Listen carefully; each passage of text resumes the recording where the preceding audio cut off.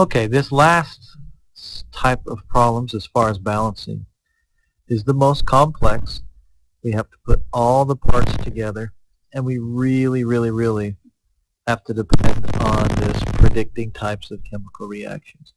Because all I'm doing now is giving you the first part, and you have to tell me the right side, or the products of this reaction. This is one of the most difficult things that we do in this class. You really have to know your stuff, and really have to know how to operate this chart of predicting types of chemical reactions. So let's just look at number one. Number one says I have Cd plus S, so cadmium plus sulfur. They are single elements that are reacting together. All right, we need to look at our types of reactions, our little box, and our first one is a composition. Our composition shows that I have two parts coming together to form one. All right, that is exactly the pattern that cadmium plus sulfur looks like. So we would say it's composition, and if it follows this pattern, which it does, then the two of them just go together. So I'm going to write comp, that's just short for composition. Cd plus S goes to CdS. Now, that is not the whole thing. I have to make sure to balance the charges. Hopefully, this is really old by now because you've done it 100 times, but let's make sure. On my naming schemata, in the boxes where it tells you the charges of metals, you will see cadmium has a charge of +2. Sulfur is a nonmetal in family 6, and it means that that's 2 away from 8, so it's a -2. Remember that if the charges are the same numerical value, just opposite charges, then I do not need any subscripts because this 2 to 2 is also a 1 to 1 ratio.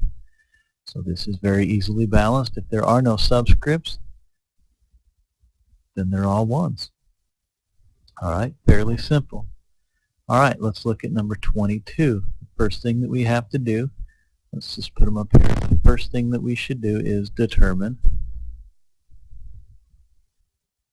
the reaction type.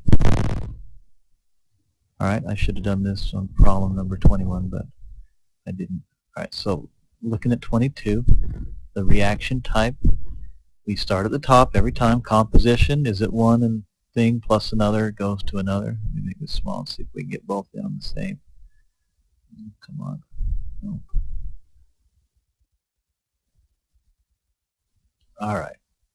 It doesn't seem to fit the composition of one thing plus another thing. All I have is one total reactant. The next one is decomposition.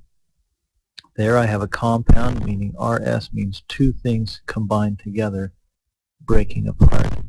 And decomposition is the only one that only has one reactant. So 22 has to fit that pattern. So it's a decomp. Alright, now decompositions follow interesting rules. We have to know what K2CO3 is. We need to know that it's potassium, and then the CO3 ion is a carbonate.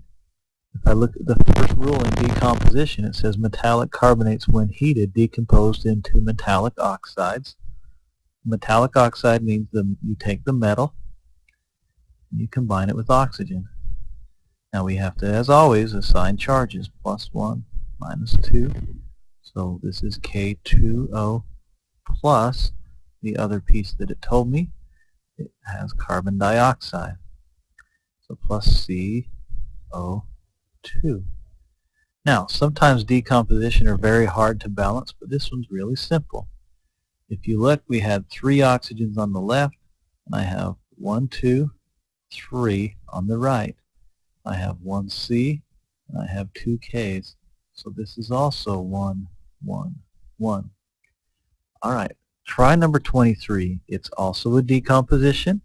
It's a lot more difficult than the first two we've done, but give it a shot.